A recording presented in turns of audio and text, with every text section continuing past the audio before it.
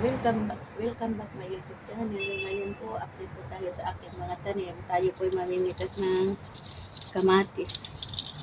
Ayan po, pitasin na po natin at namamatay na sa init. Sa sobrang init po dito ngayon, namamatay ng mga tanim.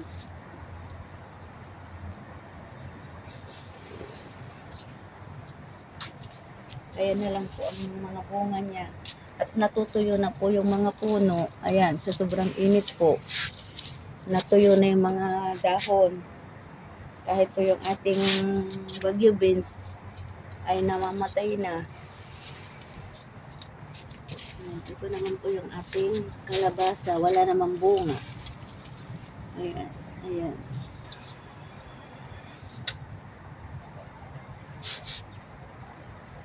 Tuyo na po yung ating bagyo beans. Gawa po ng sobrang init. Pati yung ampalaya namatay na. Ayan po, patay na. Wala na. At ito po yung ating kalabasa. Wala namang bunga. Ayan. Ayan po, walang bunga. At ito po, update po sa ating bagong tanim na pichay. Ito po, ating i-update. Yan. Mayroon pa po dito.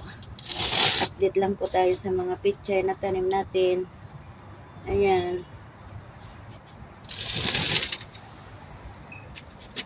Naninilaw na po ang ating mga ampalaya. Gawa po ng sobrang init na dito.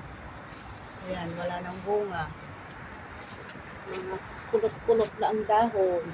Ayan, wala na rin po, naninilaw na. Gawa po ng sobrang init. Ang ating mga ampalaya, tuyong-tuyok na. Ito naman po ating sitaw, nag-iisang bunga. Ito, isa lang, naninilaw na rin. Wala na. Sa sobrang init, nag-dry na yung dahon. Yan. Oh. Yan. Tapos itong bell pepper, wala nang bunga, iisa na lang. Yung update sa bago nating kamatis. Ayan po. Yan. Ito naman. Naninilaw na. Mamamatay na. At ating pong pipitasin na yung bunga.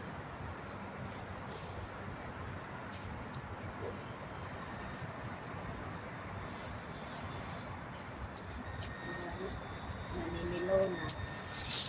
May bagong bunga na naman.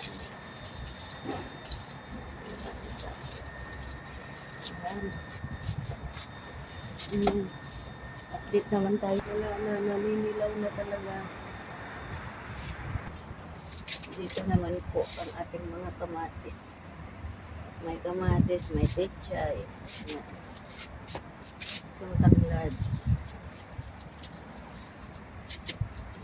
At ito naman po yung ating kalabasa na bunga. Ayan. Maliit lang po.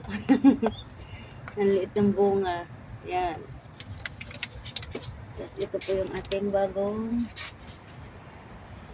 tanim na kamatis. Yan po, may bulaklak na. Ayan, may bulaklak na rin po ang ating kamatis. Para may papalit po tayo sa unang tanim. At namamatay na gawa nung sobrang init. Ngayon dito. Ayan. Ito po yung onion leaves natin. Ayan. Po ang update ng aking mga tanim. At tayo po ay magdidilig na.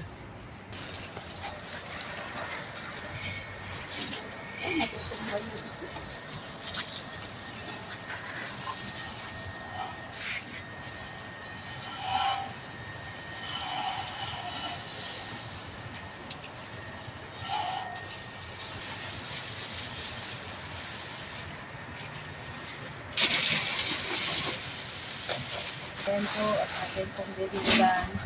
At natutuyo na po. Ayan, naninilaw na sa sobrang init. Wala na tayong pagkukuhanan ng ating lulutuin gulay. sitaw na bilisanan. Wala na rin mga bunga. Magtatanim ulit tayo ng mga panibago. Sobrang init na po kasi dito ngayon sa Qatar. Ayan po.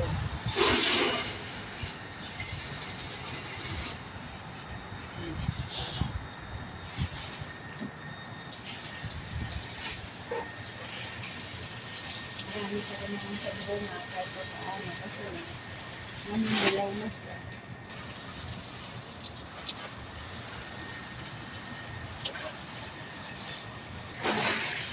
Kasi po ganun naman po para po mabuhay pa.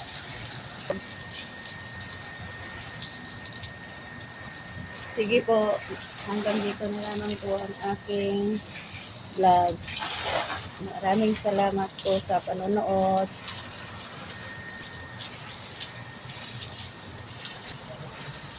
Ayan na.